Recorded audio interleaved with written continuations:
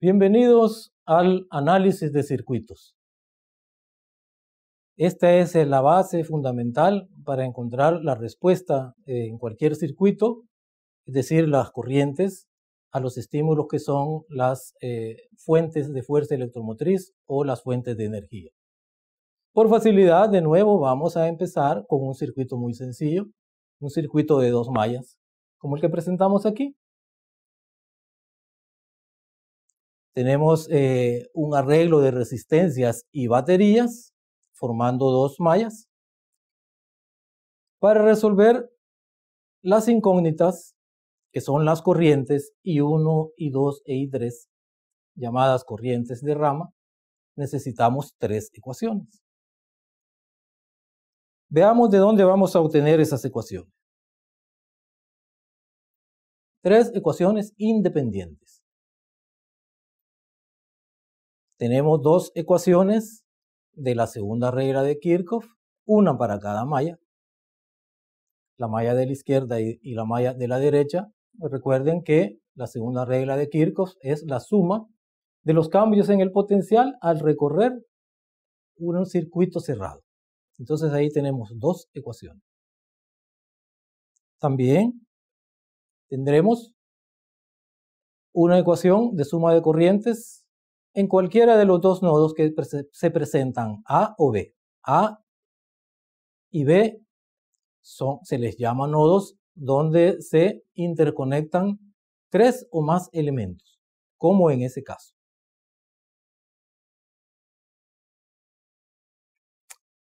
Bien, entonces, como ya dijimos, tenemos 2 mallas, 2 trayectorias cerradas, tenemos 2 nodos,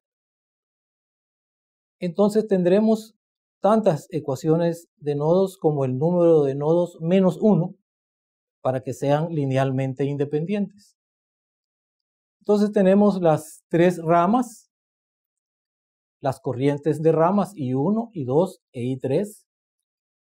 Una rama es una trayectoria entre 2 nodos. Entre A y B tenemos 3 trayectorias.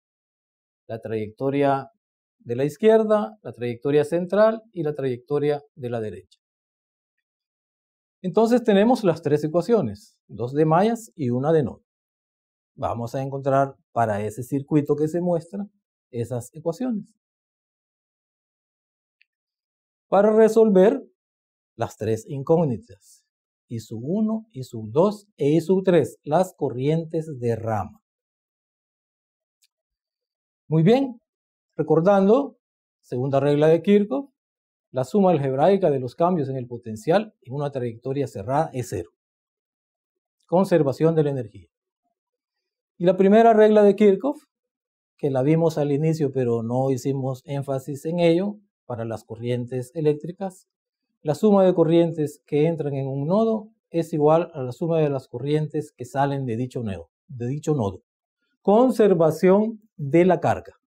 Entonces son 2 principios fundamentales de la física que estamos utilizando aquí en forma de reglas. Bien, iniciemos entonces para encontrar esas ecuaciones. Primero, para la malla de la izquierda la vamos a recorrer en sentido antihorario y vamos a iniciar en A. Es decir, si iniciamos en A, vamos a pasar a través de R1, después a través de la FEM E1, de nuevo por R1, la resistencia inferior, y vamos a completar el circuito pasando por E2 y por R2. Bien, vamos a recordar que si pasamos a través de una resistencia en la dirección de la corriente, el cambio en el potencial es negativo. Entonces ahí por eso aparece menos I1R1. Si pasamos a través de una FEM en el sentido opuesto de la FEM, en el cambio del potencial es negativo. Por eso aparece menos E1. Observen que si iniciamos en A y vamos en sentido antihorario, a través de R1 pasamos en la dirección de la corriente, pero a través de E1 pasamos en sentido opuesto a la FEM. Luego en la otra R1, en el sentido de la corriente, de nuevo menos I1R1. A través de la FEM E2 pasamos en el sentido de la FEM, entonces el cambio en el potencial es positivo, más E2. Y a través del resistor 2 pasamos en sentido opuesto a la corriente. Entonces el cambio en el potencial es positivo, más I2 R2, igual a 0 porque cerramos el circuito. Para la malla de la derecha, de nuevo lo vamos a recorrer en sentido antihorario y vamos a iniciar en A. Esto es totalmente arbitrario. Yo decido en qué sentido voy a recorrer la malla y a dónde inicio el recorrido de la malla. De la misma manera, como las corrientes de rama son incógnitas, yo puedo asumir un sentido cualquiera. Al final, cuando encuentre sus valores, si una corriente me resulta con un signo negativo, es que me equivoqué al inicio y entonces es en el sentido opuesto. Bien, entonces para la malla de la derecha, iniciando en A, pasamos a través de R2 en el sentido de la corriente, menos I2 R2. Pasamos a través de la FEM 2 en el sentido opuesto a la FEM, menos E2. A través de R1 en el sentido de la corriente, menos I3 R1. A través de la FEM E2 en el sentido de la FEM, más E2. Y a través de R1 en el sentido de la corriente, menos I3 R1 igual a 0. Ahí tenemos dos ecuaciones. Y la tercera ecuación vendrá de el nodo A. Cualquiera de los dos nodos puede funcionar, el nodo A. En el nodo A podemos observar que I3 llega al nodo, I1 e I2 salen del nodo. A simple vista podemos observar que I3 es igual a I1 más I2 en el nodo A. Entonces ahí están ya las tres ecuaciones. Si sustituyo I sub 3 en las primeras dos, entonces reduzco dos ecuaciones a dos incógnitas, lo cual no es ninguna dificultad para los estudiantes de este nivel. Entonces también de nuevo el estudiante va a verificar que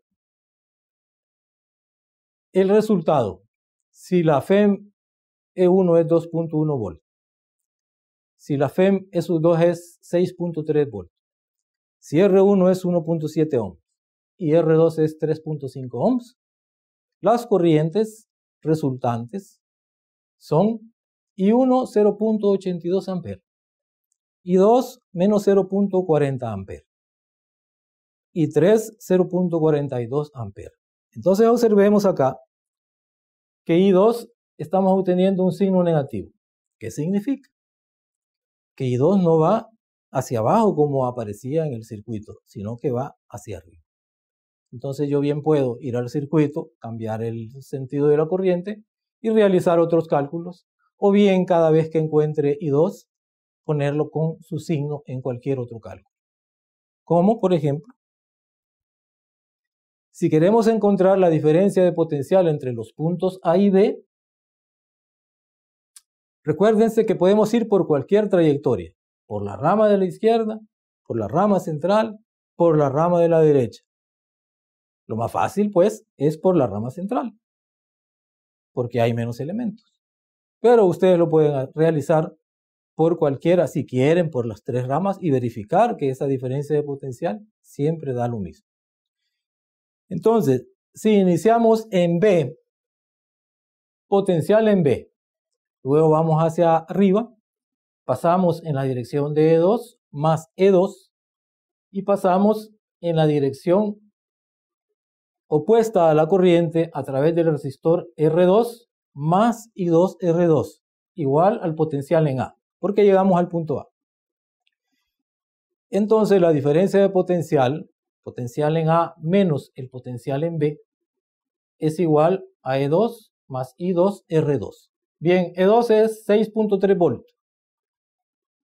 I2 es menos 0.40 amperes y R2 3.5. Entonces, la diferencia de potencial entre esos dos puntos es 4.9 volts. VAB, 4.9 volts. Entonces aquí hemos resuelto, digamos, el circuito. Por supuesto que este es un circuito muy sencillo para mostrar, pues, el método para resolverlos. No vamos a terminar sin antes conocer cómo es que medimos esas magnitudes eléctricas, la corriente eléctrica, diferencias de potencial eléctrico y resistores eléctricos. Entonces tenemos los instrumentos de medición, amperímetro, voltímetro y también ohmímetro. Observemos que ahí tenemos un circuito con dos resistores en serie y también en serie con una batería que tiene una resistencia interna y la FEM que está indicada ahí. Bien, para medir la corriente eléctrica a través de ese circuito, en cualquier lugar del circuito yo debo interrumpir el circuito, hacer lo que se llama un circuito abierto y colocar el instrumento para medir la corriente, el que está denotado con la letra A, amperímetro. Está formando parte de la trayectoria donde pasa la corriente a través del instrumento. ¿Cuál debe ser una característica de ese instrumento? Bueno, que es de baja resistencia para que no influya en la corriente que se está midiendo. Y esa se llama una conexión serie del amperímetro. Vean que la corriente es la misma para los dos resistores y para la batería. Luego, si quiero medir diferencia de potencial, por ejemplo, en uno de los resistores, como está ahí indicado con la letra V, ese es el voltímetro. El voltímetro lo conectamos en paralelo con el elemento al que se le quiere medir su diferencia de potencial, sea un resistor, sea una batería o cualquier otro dispositivo. Eso es una conexión en paralelo, como vimos antes los resistores en paralelo. ¿Cuál es la propiedad de un voltímetro? Una alta resistencia para que no afecte, para que no extraiga, digamos, una corriente y no afecte la diferencia de potencial que estamos midiendo.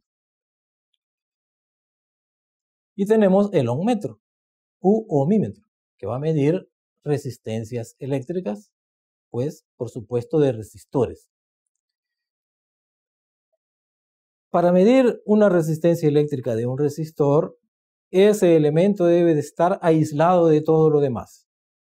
Entonces, lo extraemos del circuito o antes de colocarlo al circuito, debemos de medirlo de esa forma en paralelo. Existen instrumentos que tienen todas esas funciones: ohmímetro, voltímetro y amperímetro. Solo que hay que elegir la función con un selector, un botón selector, para poder medir cada una de las magnitudes.